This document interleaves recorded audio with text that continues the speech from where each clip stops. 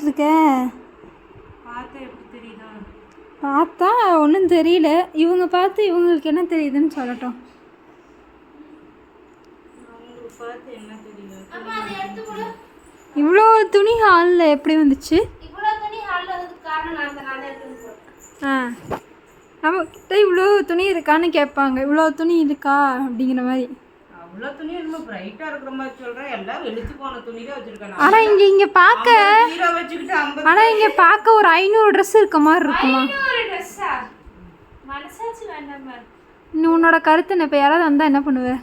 வந்து எல்லா வீட்லையும் இப்படி தான் இருக்கும். என் வீட்டில் மட்டும் அப்படி இருக்காது, எல்லா வீட்லையும் அப்படி தான் இருக்கும். என்ன இது மட்டும் துவைச்சி துணி மடிக்க வேண்டியது, இதெல்லாம் பீரோல இருந்து கொண்டாந்து போட்டிருக்கிறது. இப்போ இதில் இருக்கு எந்தெந்த டாப் நீ எத்தனை நாள் போட்டு போயிருக்கேன்னு இருக்கு. எல்லாம் நான் போட்டு தான் போகிறேன். இருக்கு நீ மடிச்சு வைக்கிறேன்.